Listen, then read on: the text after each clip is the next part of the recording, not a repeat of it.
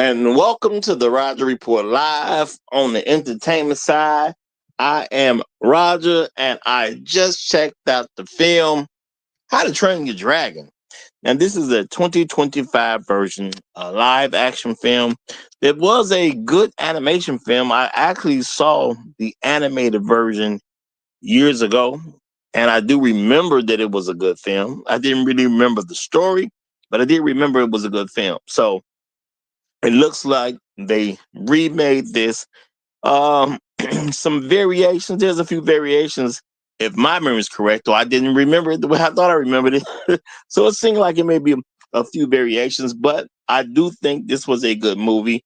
You had the main character Hiccup, who is with a bunch of Vikings. He comes from a Viking clan, and they kill dragons. They have killed dragons by the thousands, and he is literally training to kill dragons at this particular point. And he is the son of a chief of these people, of these Vikings, and his own mom was literally killed by a dragon. So, of course, you would think he would totally hate dragons. You would think, he would want to curse dragons and destroy them at every chance he gets. Not quite the situation with him. He's a guy who not as much into the brute force part. He's a thinker. He wants to invent things. He wants to create things. He sees the world in a different kind of way, but he does want to make his dad proud. And he does want to be a part of the crowd. He wants to be part of the people who take the dragons out. And Hiccup is in a small group of people who are now in training to kill dragons. He has cohorts, and these are your next dragon slayers. These people are battling to become a part of you know the what the village stands for, a part of this Viking village as one of the killers of dragons. A person who is a proper cohort of these particular people. So this is what some kids dream to do, and you want to make your family proud. Now, if you're the son of a chief, of course you want to make your family proud, because this is a group of people you supposedly will lead one day.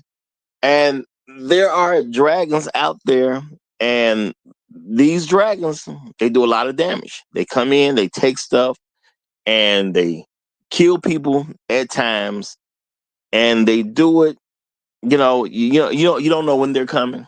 You don't know when they're coming. You don't know how they're coming, and you have certain dragons that are hard to see. They're hard to know when they're coming, and all of a sudden, some kind of situation happens where one of the inventions that the main character Hiccup invents is able to hurt a dragon. And now Hiccup actually meets a dragon. And Hiccup didn't really want to kill a dragon. He meets a dragon, befriends the dragon, and basically makes a pet out of a dragon who is part of this species who's killed his mother. Okay, they have killed hundreds of Vikings, even though the Vikings have killed thousands of them, which they made it a point to say in this particular film. But I will say this, y'all. This was a very interesting story. It was a good way to tell a story. Again, I don't really remember everything from it I was, well, years ago, whenever it came out. But I do think the live action adaptation was a pretty good storyline. I'm sure they changed a couple things here and there.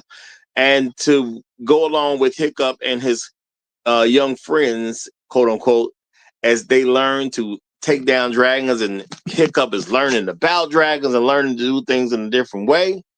And this is all about a group of Vikings trying to save a village. So they have a very good reason for trying to get rid of the dragons. And these are people with different groups and clans, and they sit in their top and their best so they can make sure they take dragons down so people can live a life. You got to think, it got to be hard to be a Viking, and you're going to and forth in the things that you do, and all of a sudden you're attacked by a pack of dragons. You see a pack of dragons coming in out of the sky that can hurt you, burn you, destroy the things around you, snatch your relatives up, take your livestock. A lot of different things have to be considered if you're actually dealing with these type of situations. So this is something to take very seriously. Okay. And I think this movie did a great job of telling, a story of a young man basically coming into his own, knowing you're going to have to be a leader of some kind one day. Now, he took leadership in a very different way than would be expected. Wasn't quite getting along with his own dad. They weren't seeing eye to eye on things. And, hey, I guess both of them are stubborn. Well, maybe he could learn about being stubborn from his own dad. That's not a far stretch. So, it was a good father-son story too, the way it was told. And I do think the acting was great. I will say that the acting was great. The animation was good. It seemed plausibly real, even though you're at the theater and you're watching the movie. It seemed plausibly real. The climax, I think, was as good as you can get for a kids film, because keep in mind, this is still a film for kids. Now, will adults enjoy taking two kids to see this film? I think so. Okay, I think people would pretty much enjoy this film. I think it was a great film from the overall standpoint. Of course, it's something you can let your kids watch, and you don't have to worry about funny business going on or anything like that. So overall, just a pretty good film. And I do think the kids will love this too, because what kid don't want to imagine having a pet dragon? That's got to be something cool at the end of the day. So I think pretty good film overall.